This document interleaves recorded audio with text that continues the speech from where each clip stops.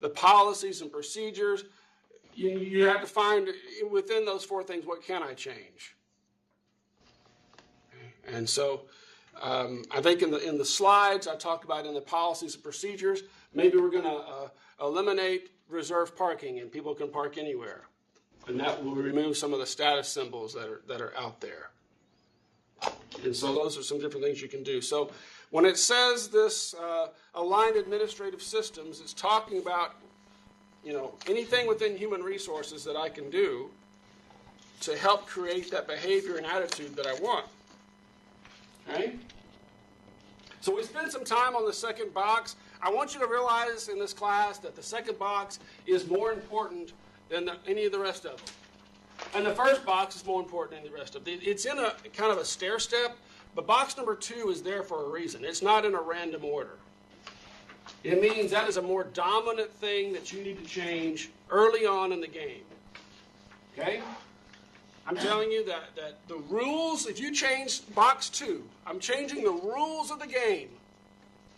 That's going to set the stage for box 3, 4, 5, and 6. Okay? So anybody that you're taking a test in a few weeks and I bring up a question about the order of importance, it's outlined here. Every time you see this slide, you're seeing an order of importance. It does not necessarily indicate an order of implementation other than the first box. I think the first 2 boxes basically, the first 3 really, I think the first 3 are basically going to have to go in order. You can make argument the last 3 can happen in any order after that, though I do think trust and communication is more important than getting people involved. You could argue the point. But so this order matters. And if you end up taking a comprehensive exam with me, graduate students, go back and rewind this video, and you'll have an answer to one of your questions, typically.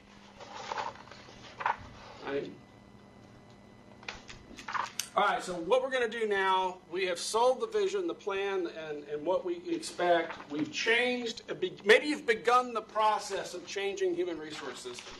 You don't get it all done, you're working on it, you got a plan, you're going to work on that over time. I would highly encourage you to start training your leadership that's underneath you and getting everyone on the same page of how you want this transformation of the culture to go. That's what that's saying. It says build and align leadership. Build means I'm going to train and mentor leaders. Align meaning that I'm going to get everyone together in agreement on how we're going to go about culture change. This is typically supervisors and managers underneath you in the reporting structure.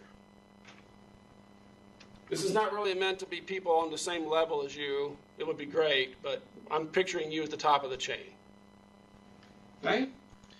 So we're trying to have leaders that are committed to making this culture change happen. We have a consistent message among the leaders that we're going to have a change in how we operate. Okay? A consistent style of leadership would be great. I don't know that you're going to necessarily get there with style, but at least a consistent message that we're going to have a culture change.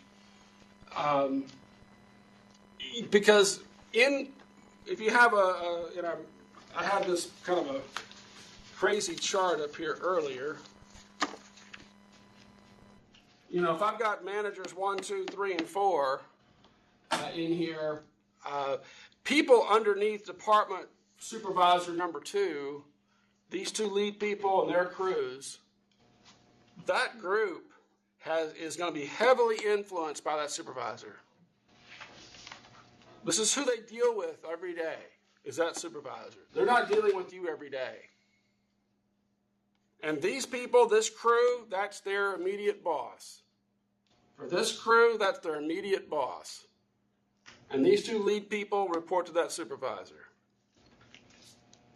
So all those 3 people, if they're supporting your change in culture, you're a long way down the road toward being successful. If this person is totally against what you're trying to do, It's going to be very difficult to influence that person's crew, and they're probably going to try to influence this person's crew if they're in the same location. I work with a company now where these two crews would likely be in separate locations, but if they were in the same place, they could have some influence here. So you're going to soon find out, are these three people in support of a culture change or not?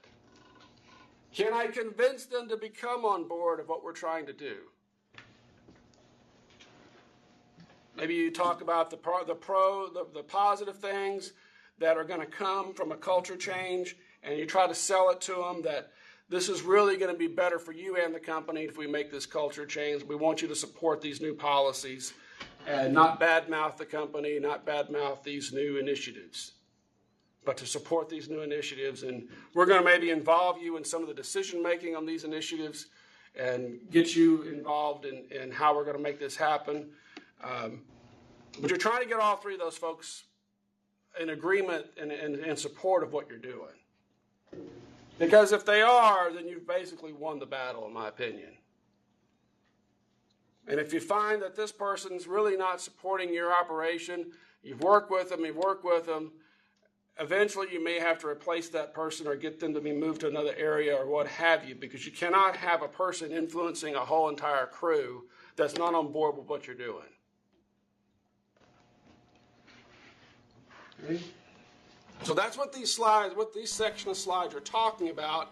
I think you need to have a leadership team that's on board. Everyone's kind of in support of what we're doing.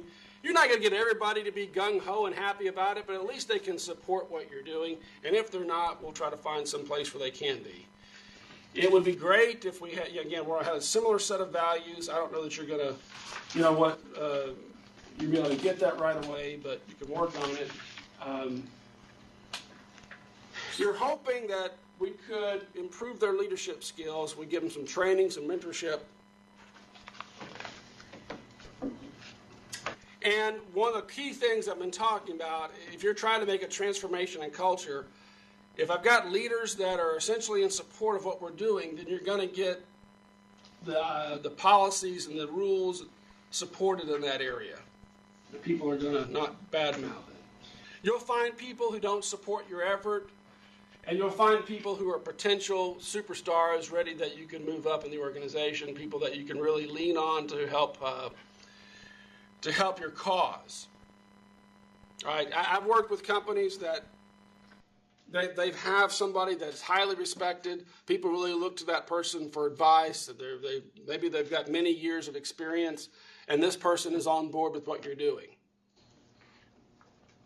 Now, if that's the case, anybody that really respects that person is probably going to fall in line. However, if this person's totally against it, and everyone respects that guy or gal, and they think she's the greatest, and she thinks what you're doing is crazy, then you're not going to be tough to win over the rest of them. Because that person influences so many other positions. And this person could have a position of authority or a position of just being an expert. They've got some sort of position of power, whether it be officially or just expert power, or they have a great personality and everybody likes them. I don't know. There are some people that can really be a big supporter of change, and you really would love to have them on board. And if they're not, it can really be a problem for you. Okay. What I would like to hear from our class, and I'm going to put on something on our website for our online people, as I've said, I want you to build your leadership team and get people together on the same page of what you're trying to do. How are we going to do that? I've spent maybe 8 slides and 15 minutes talking about why it's important, but I haven't said anything about how you're going to do it. So let's spend a class activity today working on box 3, thinking about how are we going to create this group of leaders that support a culture change. And secondly, how are we going to build this group? Training, mentorship, whatever you want to call it, their skill set You have people in leadership positions who don't have all the skills they really need to make it happen. Maybe their communication skills are bad. Maybe their organizational skills are bad. Whatever it might be. Okay? All right, so let's break into our groups and let's get going.